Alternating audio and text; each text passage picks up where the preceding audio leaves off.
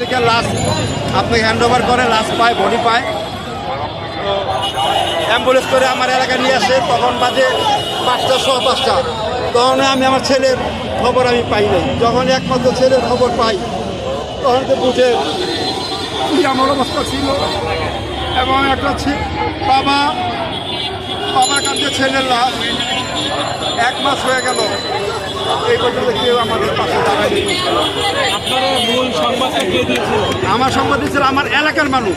যখন লিখে অ্যাম্বুলেন্সে গাড়ি আসে তখন আমি ছিলাম আরেক জায়গায়।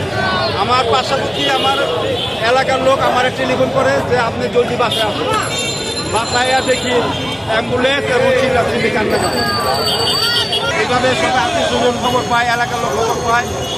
আমি যে এলাকা থাকি আমরা পাড়ারগাই মধুবাগ, এইখানে অনেক লোক আসছে আমার ছেলের জানাজা। এশার নামাজের পরে আমার ছেলের জানাজা হয়, রগাই অবস্থানে দাফন করি।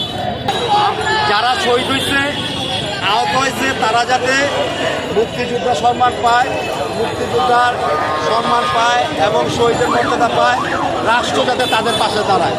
পরিবারকে খুঁজে খুঁজে বের করে যাতে একটা চাকরির ব্যবস্থা করে, যাতে এখনও আমার জানা মতো হয়নি। কেননা আমি যখন নিউজ পাই নাই কোনো রাষ্ট্রভাবে, ছাত্রদেরভাবে কোনো আমি সারা পাই নাই, এটা মনে হয় নাই। কেননা ওনারা তো একটা আবু সাইদ নিয়ে আছে বাংলার আনাচে কোনাচে। আমরা পুরান ঢাকার মানুষ, এরম অনেক মার বুক খালি হয়েছে, তাদেরকে কোনো তালিকা হয় নাই, খোঁজও নেয় নাই।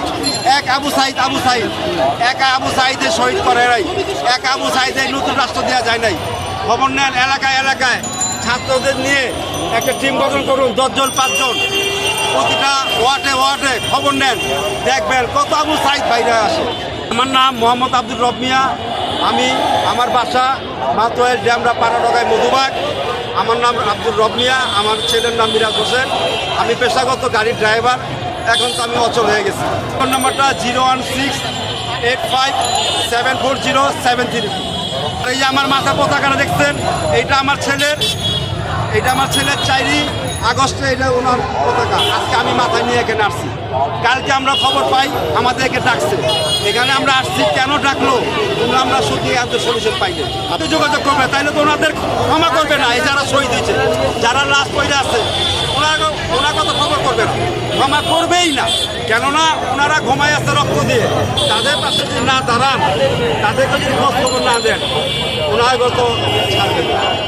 এই তরুণরা যারা রক্ত দিয়ে শহীদ হইল, এই রাষ্ট্র যারাই থাকবেন, আগামীতে আসবেন, রাষ্ট্র যাতে সহি সালামতে ভালো থাকে, দুর্নীতিবাজ, টেন্ডার মতো, পুলিশের আইন কারণ এবং রাস্তা চাঁদাবাজি এবং পুলিশের পোশাক দেখলে এমন ভয় করে ওদের সামনে যেতে পারে।